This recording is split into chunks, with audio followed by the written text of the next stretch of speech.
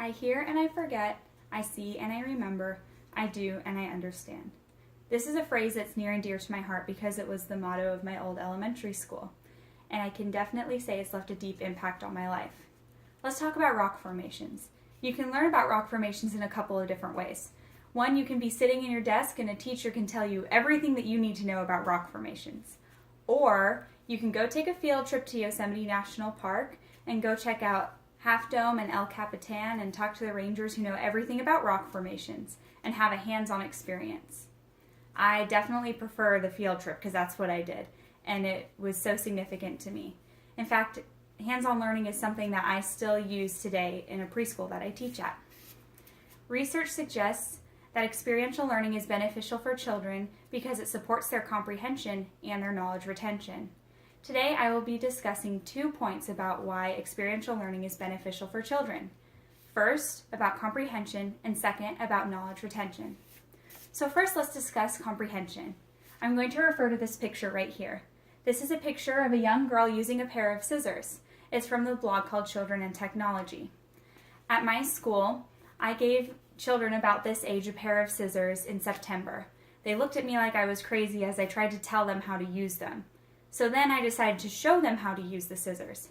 And finally, I let them practice. And after a few months of practice, now they're able to cut with ease around curves and corners with as much precision as a 4-year-old can cut with, which is pretty impressive. Barsh, who is an educational consultant, in 2016 wrote an article about multisensory learning, which is another way of saying experiential learning. And she says that experiential learning engages the senses in a way that promotes learning comprehension on multiple levels. Cleaver then clarifies that and points out what these multiple levels are. So first there's a tactile level, which is what hands-on projects are all about. You get to touch and be a part of that experience.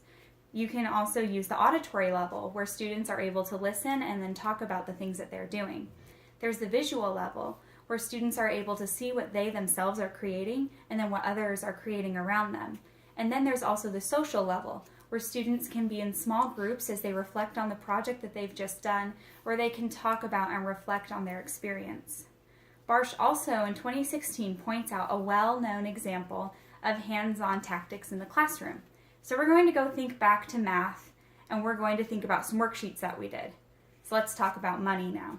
Your teacher can hand you a worksheet all about money, how to add and subtract from various dollar or coinage amounts, or they can give you pretend money like some fake dollars and bills and coins, or make up a fake bank, and then you have that hands-on experience so that the concept of money becomes more ingrained in your brain and you understand it better. Now let's talk about another part of comprehension, which is all about your brain. Cleaver mentions Cindy Medenhorf, who is an educational consultant, and discusses the role of brain development and its role in comprehension.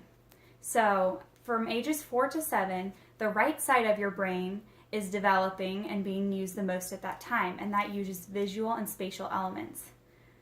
The left side of your brain doesn't really come into effect until ages 10 to 11, and that's where your language and your analytical skills lie. That's why it's so important for us to use visual and hands-on elements for young children, because they are using that side of their brain.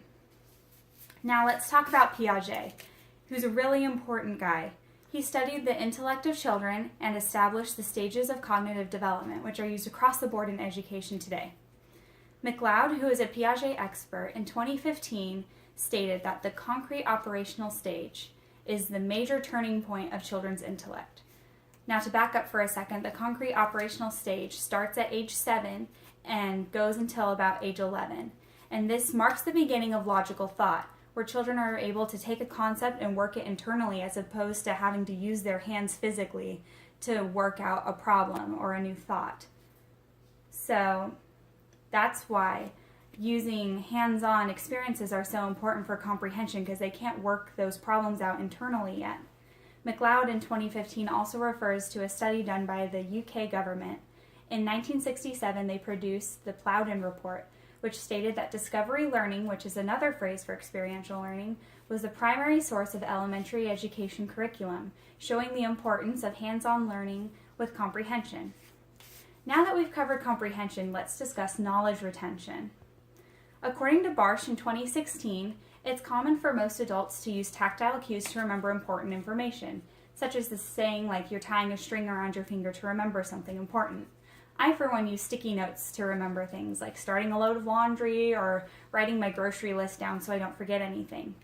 With us adults having our brains developed already and having to need these tactile cues to remember information, how much more important is it for a child whose brain is still developing to use those tactile cues for them to remember information as well?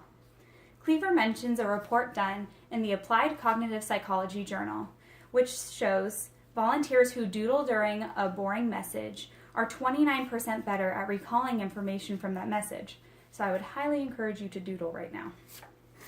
She also quotes Sheldon Horowitz, who has a doctorate in education, who states, "When students explain and demonstrate skills to each other, they are validating their understanding of the material being learned." This is so important. This is the second part of knowledge retention. First, they gain those tactile cues and use them, and then when they can teach them to someone else, that's when you really know that they're retaining the knowledge that they have just gained.